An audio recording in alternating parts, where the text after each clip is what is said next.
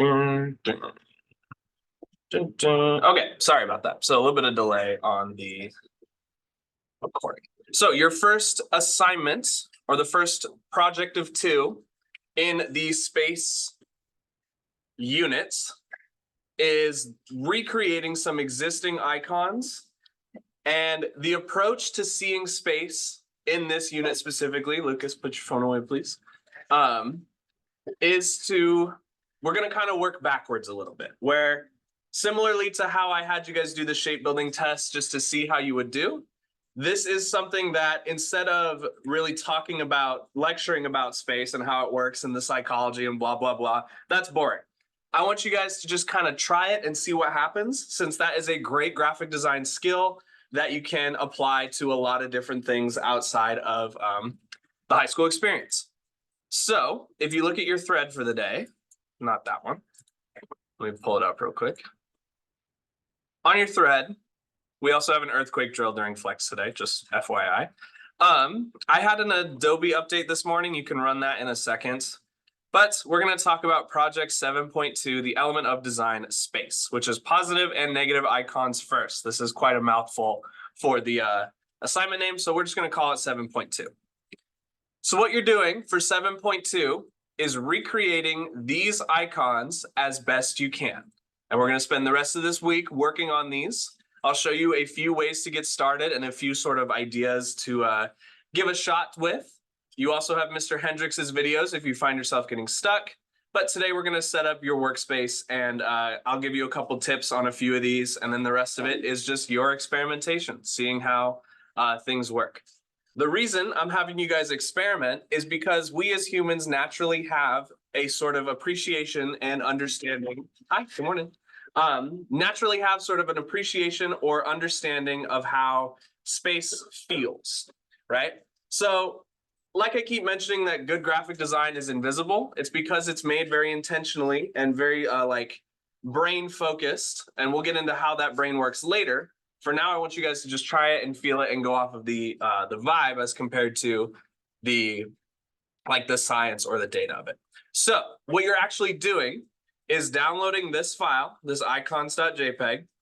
Just put it in your downloads or your OneDrive, whatever works. We're going to embed it into your Illustrator file either way, so it'll be safe and saved. And you're going to go through these and recreate them as best as possible. So the work cycle I have planned out for this project is today on your block is kind of learning, watching, getting started, the variety of resources, following along with me, and just kind of generally experimenting. And then the remaining days are executing and refining your icons, just finishing up as much as you can. There's a couple tips that Hendrix has made over the years that he and I have collaborated on, showing some of the kind of step-by-step examples of how these icons come together, like with the Pathfinder tool, which we'll get into, some duplication stuff, expanding strokes, right? Starting with the rectangle and then kind of slicing off different aspects of that rectangle to get to the final product here, right? There's a decent amount of reference, might be a little bit hard to reference, but it does show you some of the thought process, kind of breaking down it into individual steps here. The sample that you look at all the time without even maybe realizing it are the app icons on your phone. We're doing something similar, experimenting with how the space communicates, the purpose of the app, the function of what it does, or just in general, like what it could mean if you did not speak the language that your phone, or you have a device that is not in your native language, you can at least figure out what these buttons could do based on the space message that they are communicating here. So as far as the actual Illustrator setup, the first thing we do is download icons.jpg, and then we open up Illustrator. And instead of creating a 5x5 inch artboard or having one that's default with a template, we're going to make one that is in essence the same size as an iPhone. We're only using iPhone because it has a preset in Illustrator. You don't have to be an Apple fan, but iPhone is one of the ones that's a preset here in Illustrator. So we're going to go new file, and among the top, we've kind of not really got into these too much. These are different size templates that you can just start with. I use print pretty frequently, but we're going to go into the mobile category right here. and view all the presets. You can see there's a ton of different mobile devices like a Surface phone, an Apple Watch, different models of iPad, different Samsung phones, but it's mostly iOS. We're going to stick with this first one right here, iPhone X, because that's going to be pretty functionally a majority of the iPhone screens or the mobile device screens. This is going to look nice on all of those. We are going to leave it in pixels since it's a digital space this time instead of inches. It's a little bit hard to work with inches on a small scale like such as this. Color mode is going to be RGB. Hi, good morning. Screen is set to 72. Preview mode is default. This all looks good. We're going to click create. And by clicking create, this gives us, oh, this still has my grain set up. Let me go workspace, reset essentials classic, and that'll put me back to the normal version here. So here's your iPhone mockup. What we're doing is creating what's called a mockup. This is something that you use in product design. This is something that you use in just like proofs of concept when you're working with clients. Anything to do with making a product, you'll usually create a mockup for it so they can imagine what the final product would look like. And that's what we're doing here.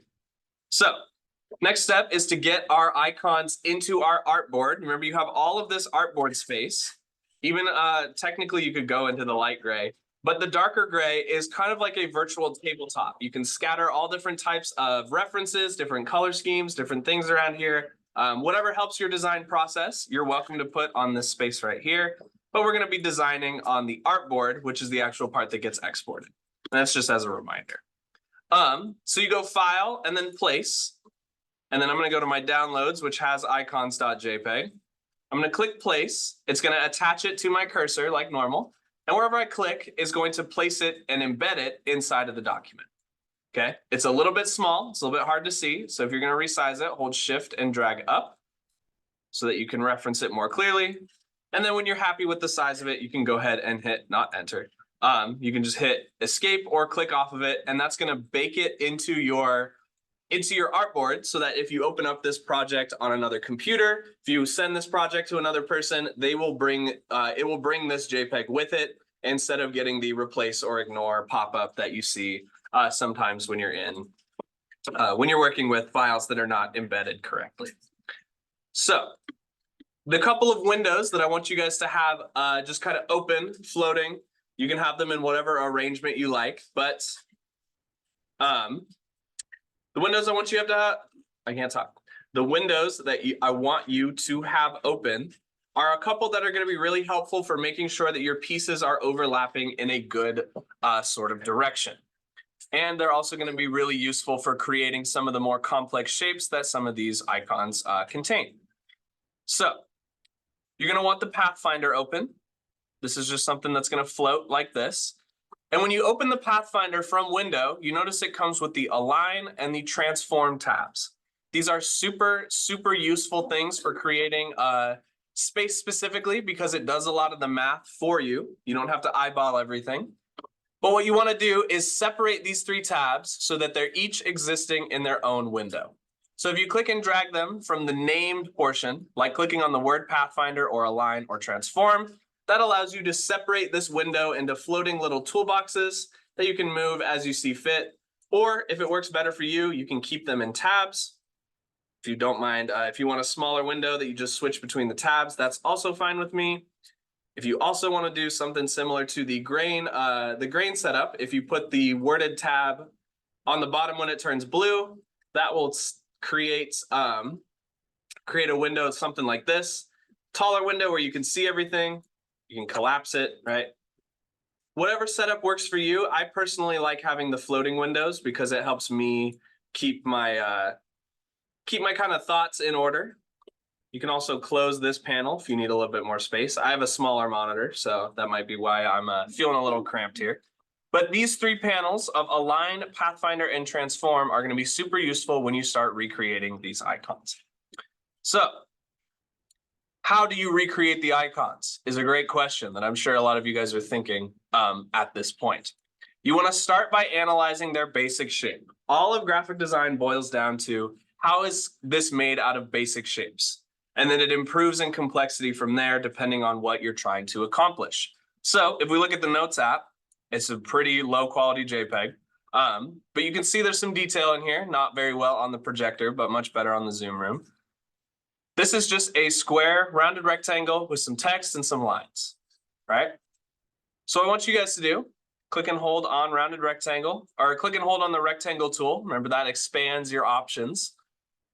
There's a couple keystrokes that change things. Obviously holding shift. What? This is not what I wanted. Okay, so if you hold shift on a rounded rectangle, it makes a circle. I forgot about that.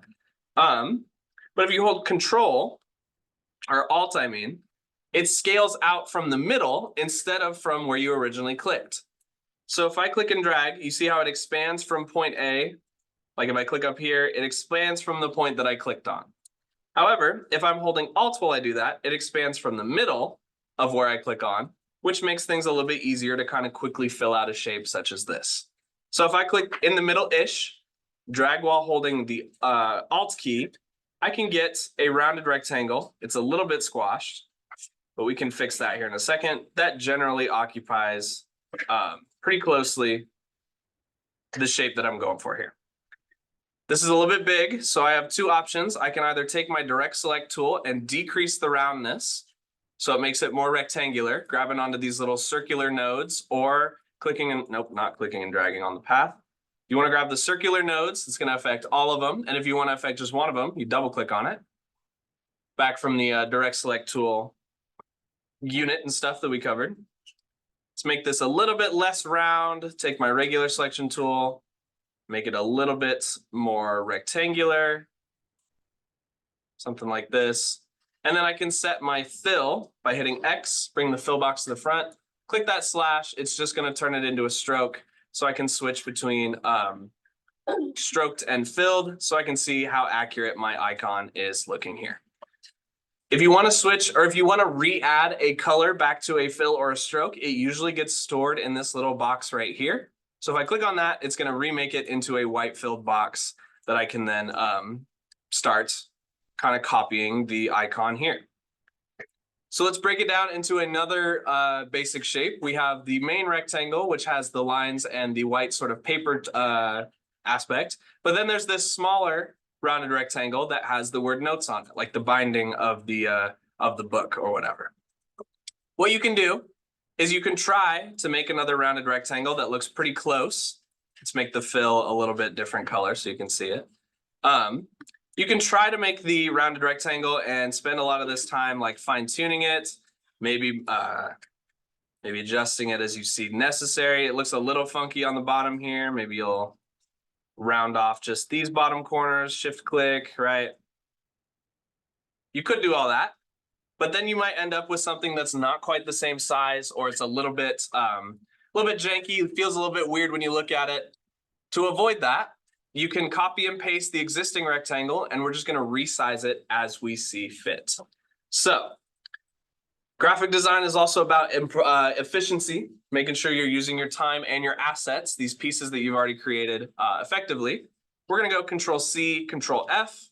Remember, it doesn't look like anything happens when you Control C, Control F, because we have pasted that rectangle in front of the second one.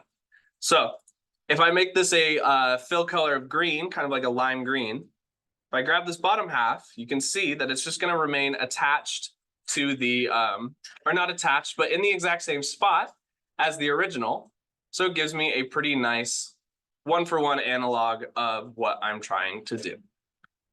If you want to round off these corners, remember you got to hold shift and click on the little circular buttons. They'll turn kind of like, it's hard to see because they don't get any bigger, but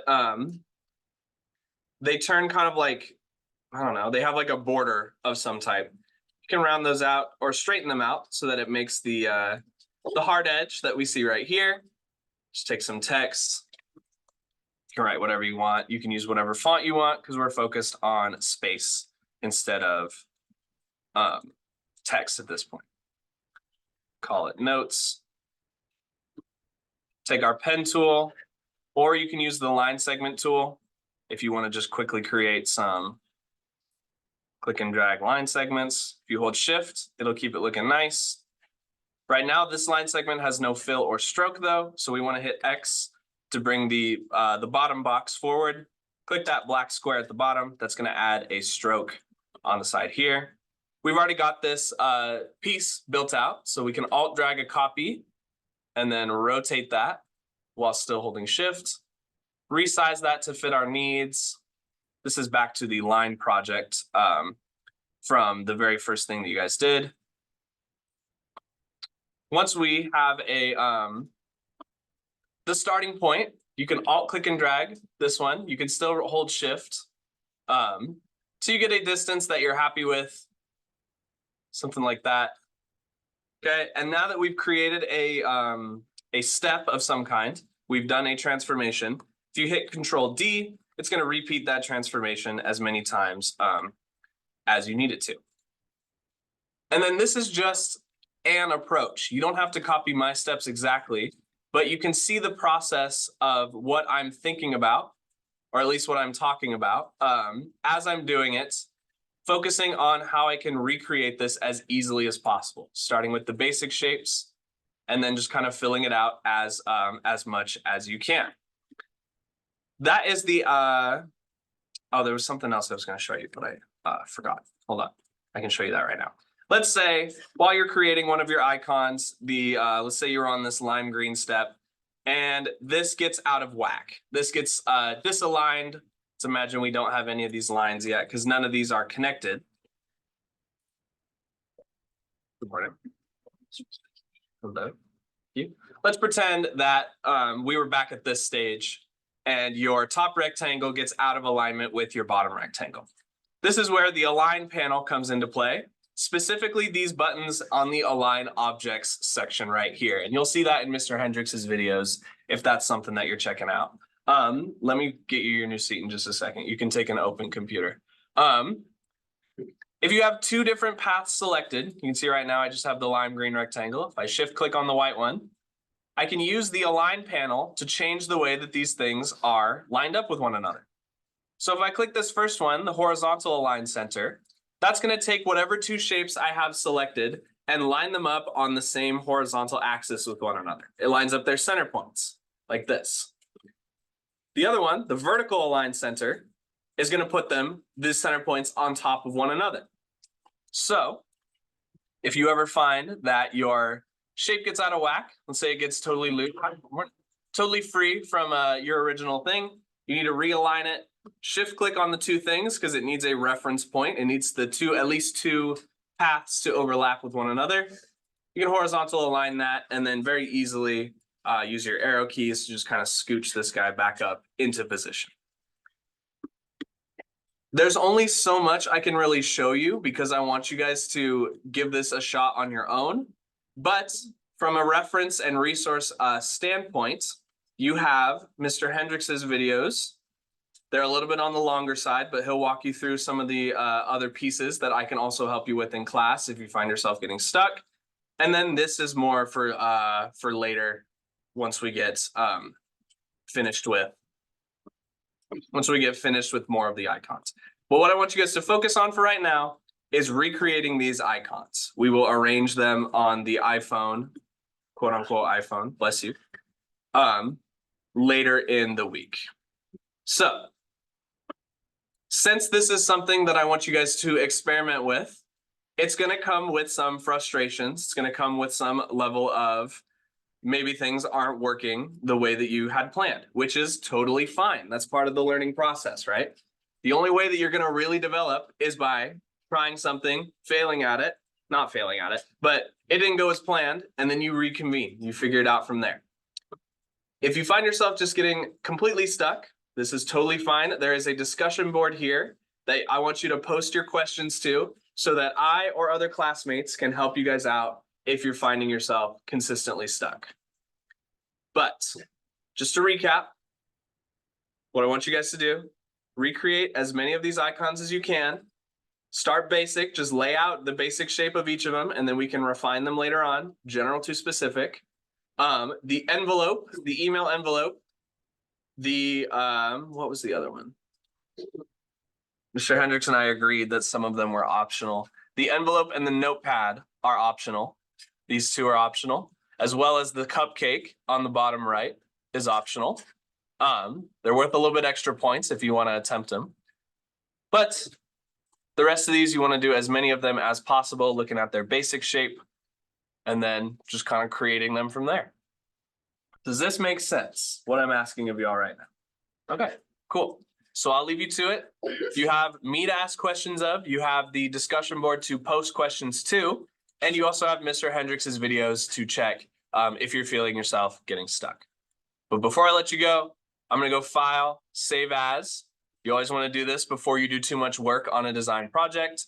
And we want to put that into our OneDrive, semester 2, first period GD. You could create a new folder for this project if you're feeling crazy. I personally like to make a new folder for each project. And then we're going to do the naming scheme of first initial, last name, P1.